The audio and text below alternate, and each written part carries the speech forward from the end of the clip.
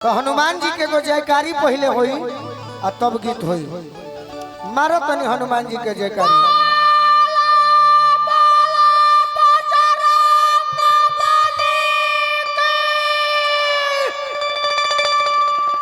हनुमान जी कैसन देवता है? कैसन? चारों युग प्रताप तुम्हारा है प्रसिद्ध जगत उजी। राम रसायन तुम्हारे पासा सदा रहो रघुपति के दासा। हनुमान जी राम जी के रही दरबान।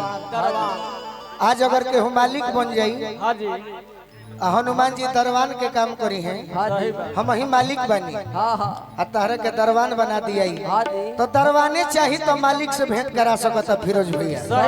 कैसे कैसे जान जाए कि तहरा दिल में श्रद्धा भाव बा कि ना। मालिक ऑफिस में बैठल रही हैं जाके पूछब कि मालिक बानी तो दरबान कह दी कि मालिक तो बॉम्बे गई बड़े अब बड़े ऑफिस में मंगर के हम मंगर के तो कह दी कि सोचे थे कि मंगर को आ जाएंगे लेकिन अचानक अमेरिका चले गए। बुध के ही हो अब बड़े ऑफिस में उहे हनुमान जी रहले। भक्त कहलन कि बाबा तनी हनुमान जी हजूरा हई दर्शन करा दी प्रभु जी से। उहे भक्त कहल कौना लय में हो आईना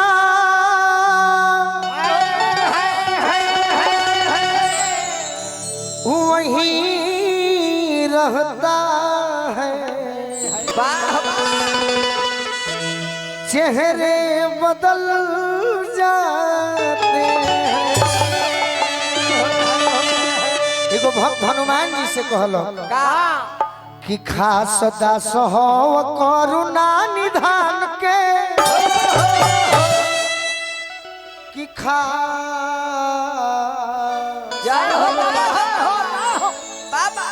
अरे दास हो करुणा निधान के कहिया दर्शन करब भगवान के।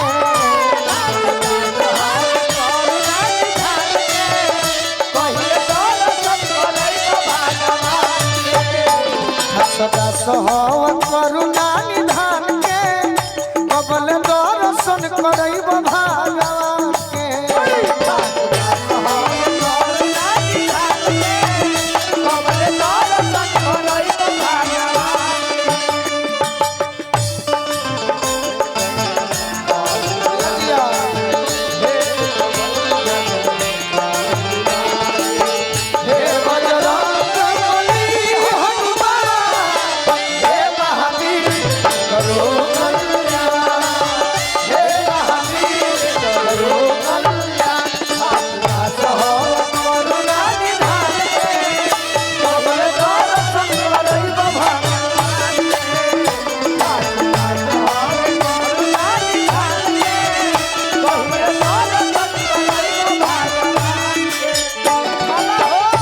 कहते हैं बाबा तहरा बारे में सुनले बनी जा हमनी के तहरा पतिया के जन्नत रुए के ना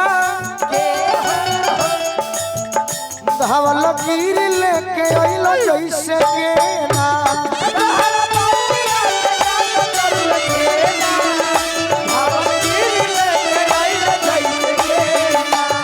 तहरा पतिया के जन्नत रुए के ना धावल गिर लेके अइला जैसे गेना।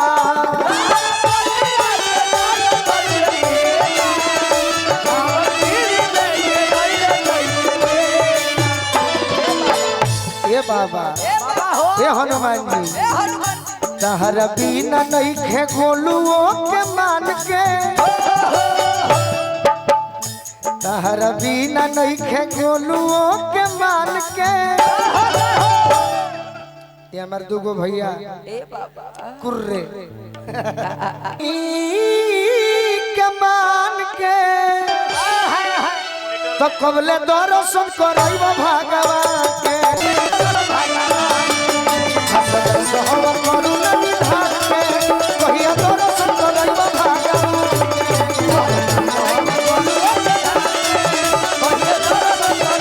के। तीन गो गाना गाई जा। तो लोग कहे कि बबू तनी चौकी लगा दो यही में तो छोटा शब्द में हुई जवन माजा हरी के भजनिया उ माजा कोनो दुनिया में ना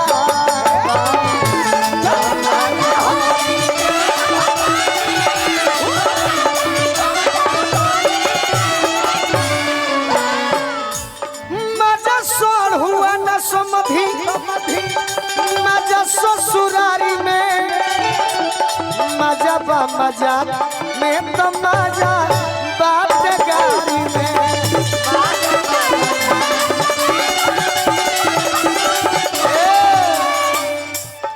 मजा सोड़ हुआ ना समझी मजा ससुरारी में निशा होई का तो तने दूर से देखो हेने लेके आओ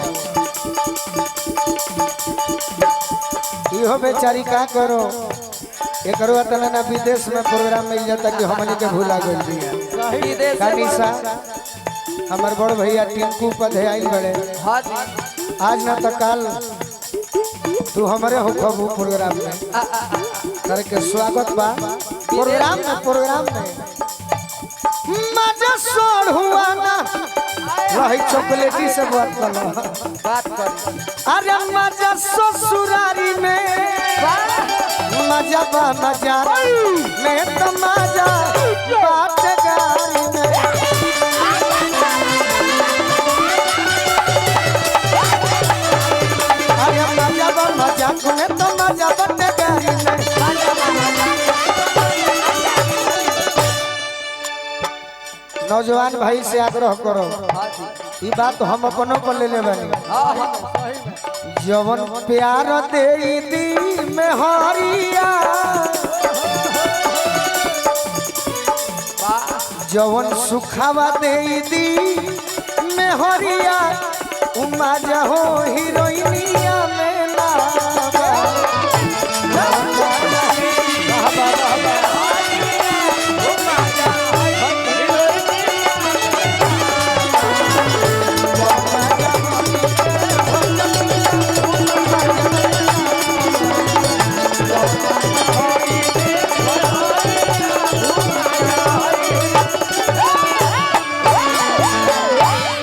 प्रेम से बोली बजरंग बली की हमार भजन ठीक लगल हमिला जिला के।